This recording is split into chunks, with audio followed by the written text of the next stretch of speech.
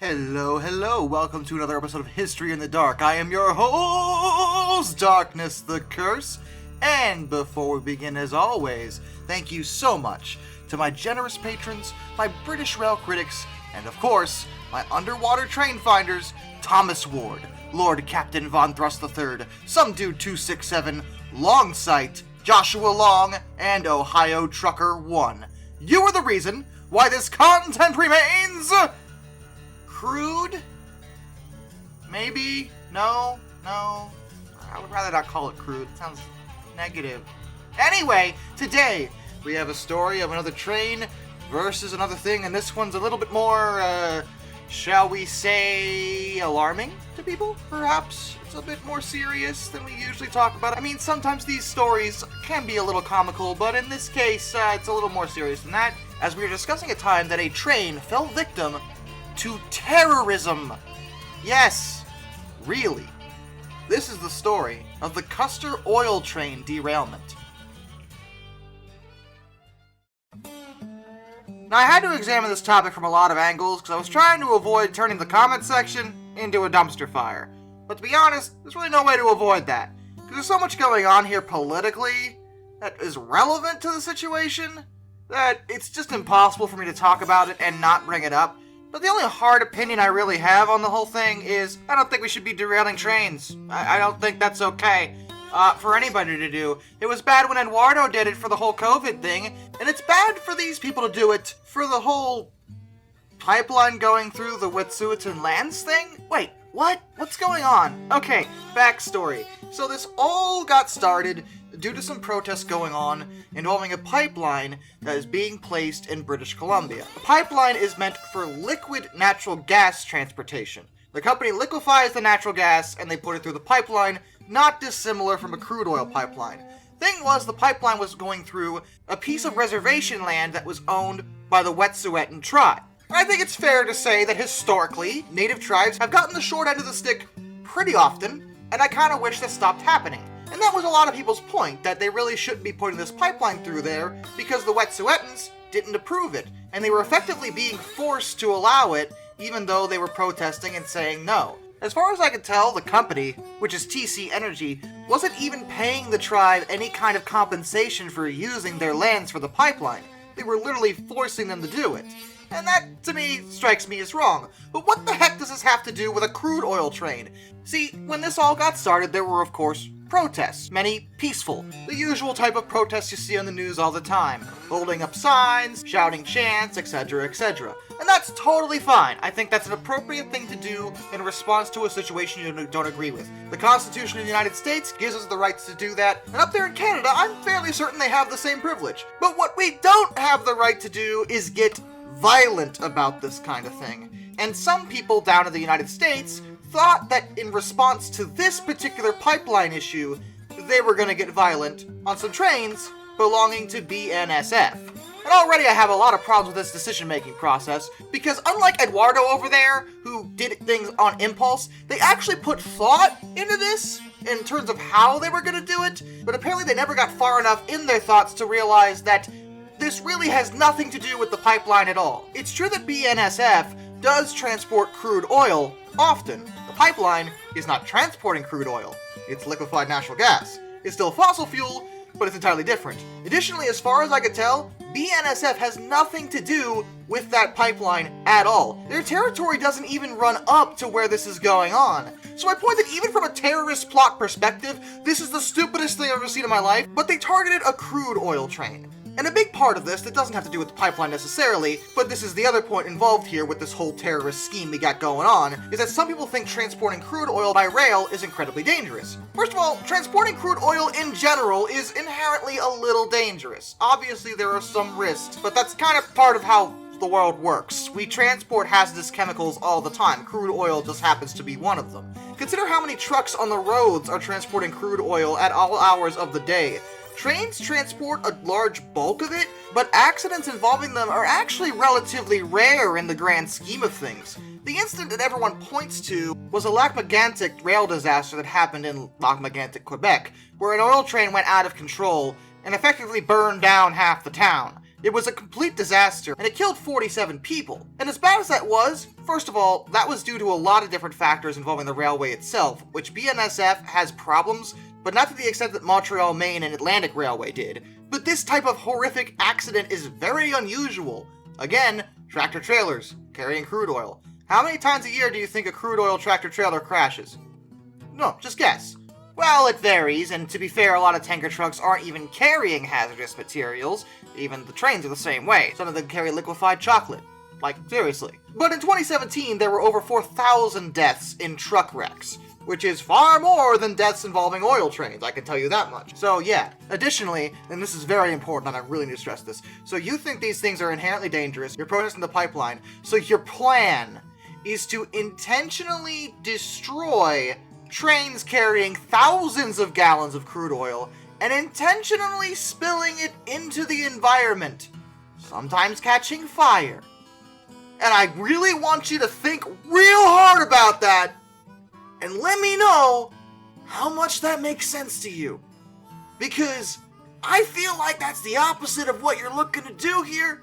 Even if you're against the use of fossil fuels, I think you can agree that intentionally causing more oil to dump into the environment willy-nilly like that is actually a really bad call. But the accident in question happened in Custer, Washington State on December 22nd, 2020. The train was indeed carrying crude oil, and it was huge. 106 loaded petroleum crude oil tank cars were in the train, as well as 2 additional buffer cars. There were 4 locomotives in total, 2 in the front and 2 in the back as DPUs. DPU is an acronym for Distributed Power Units. They're usually just normal locomotives, but they have equipment that allows the engineer in the front of the train to control the power of the other units as well, whether they're in the back of the train, like in this case, or sometimes they're even somewhere in the middle. Having multiple power units that are pushing from different angles on a freight train can actually make certain situations better, rather than putting all the units on the front like normal. It does have some disadvantages, as it can take some time to set trains up this way, but I will say the DMUs had little to do with why this accident happened. The front-end locomotives were BNSF 5215 and BNSF 5949. 5215 is a General Electric -9-44CW. -9s are actually one of my favorite types of diesel. They're incredibly good, capable of 4,400 horsepower. Over 3,500 have been produced total, and BNSF actually has the most of anybody, with a total of 1,697 -9s on their roster. 5949 is a General Electric ES44AC, which is part of the Evolution series, which I've actually mentioned before as part of my first ever Best Trains of All Time countdown. They're more modern than the -9s, and though they have a similar level of horsepower, the Evolutions are much more fuel efficient. They were actually designed specifically to meet the EPA's Tier 2 locomotive emissions standards that took effect in 2005. They're great locomotives, and pairing an Evolution with a -9 kinda makes sense, which is probably why they also did it in the back. BNSF 4723 and BNSF 7866 were in the rear of the train, and also a -9 and an Evolution series respectively. The train had started its journey in Trenton, North Dakota, and Custer would have been its last stop, as there were a couple of oil refineries there that the crude oil was meant for. However, the crew on board the train had been working for quite a long time and needed to be relieved. So even though they were on a main line, dispatch instructed them to lock the train down per procedure and head off to rest, while a switch crew, or relief crew, was called in to take their place and take the train to its final destination. And there was nothing wrong with any of the diesels attached to this train, by the way. They were all operating appropriately, everything was shut down by procedure, it all should have been fine. When the switch crew showed up, they are supposed to check every element of the train, ensuring that the handbrakes had been released and the air brakes are all connected. They did this, or thought they did, and proceeded to enter the train and take it out. But as the train pulled forward, 2 cars in the middle of the train uncoupled. Additionally, it was only once they started moving that they realized there was something wrong with the air brakes. Not all of them were working appropriately, and they were having trouble stopping the train.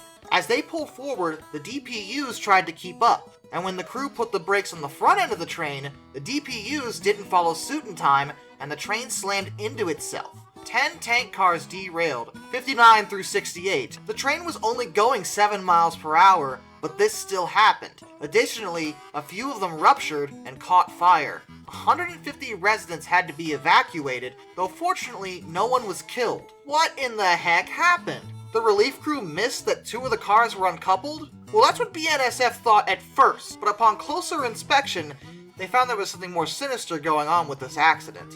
The train hadn't so much been uncoupled, so much as one of the couplers had been straight up destroyed. Additionally, several of the angle cocks on the air hoses for the brakes of the train had been twisted shut. Someone intentionally sabotaged the train. Now, to a certain extent, the relief crew could be held at least partially liable because they should have caught that the air hoses were shut. I'm gonna give him a pass on the coupler because apparently the saboteur made it look like it was fine to an untrained eye until it disconnected when the train started moving. But the air hoses are critically important, and the fact that they missed that they were closed seems like a lapse in judgment if you ask me. But still, the primary cause of this was actually found to be sabotage, as well as a terrorist attack related to far-left activists. I know, we don't get that very often. Usually it's far-right activists, like Eduardo over there, doing something crazy because he doesn't believe in COVID, but apparently the far-left is just as kooky too. Just a month before this happened, 2 women were arrested as they'd been caught on camera and initially detained for trespassing on BNSF lines. One of them, 28-year-old Ellen Brennan Reich, was holding a paper bag with some interesting contents. Wire, a drill with a brush head, a magnetic adhesive, and gloves. This is all equipment you can use to make what's called a shunt. A shunt often consists of a piece of wire that's stretched between the rails and then fastened with the magnetic adhesive. What this does is disrupt the electronic systems that actually run inside the rails themselves. These systems do any number of things, from causing the train to activate its emergency brakes in the event it's going too fast, or automatically signaling that a train is present and preventing trains from plowing into one another. The point is, a shunt can wreak havoc on a rail lines if it's not caught. And while this particular accident actually had nothing to do with a shunt necessarily, the sabotage that did cause it seems to be related to what these 2 women were trying to do. And look, I'm gonna be real with you. If you are in the market for wreaking any kind of havoc, you're taking your time planning it out, conniving in the shadows to do something horrific, you are not the hero in that situation, okay? Like I said in the beginning of this video, BNSF has nothing to do with that pipeline. And even if you don't believe in fossil fuels, I already pointed out how stupid it is to intentionally cause ecological disasters just to prove your point that they're bad. If you hadn't done it, the trains wouldn't be that dangerous. Oh, but the oil trains are so dangerous. No, that was a rare case. Generally speaking, oil trains won't cause this kind of havoc, for the most part, unless you force them to. You know, like a terrorist does. And it's frankly insane to me that you'd think otherwise. As far as I can tell, they've never figured out who was responsible for the sabotage that derailed the train in Custer that day. But when it came to the women who were caught shunting, at least one of them wound up serving 6 months in prison. Which seems really small to me, but to begin with, they got a plea bargain in exchange for pleading guilty. But following that, they're lucky the little attempt at eco-terrorism didn't actually get anyone killed. They'd have murder charges on their hands if that were the case, because these are big, heavy pieces of equipment. If you cause them to slam onto the brakes or, God help you, run into each other, you're liable to get someone really hurt, and it would be your fault. Not the train's fault. It wouldn't help prove your point that the crude oil is dangerous and we gotta stop using it. No. All it's gonna do is make you enemies, and make you look like an absolute nut job, because the only reason the train would have derailed was your action, not theirs. Till next time, this is Darkness, and I bid you all a fond farewell.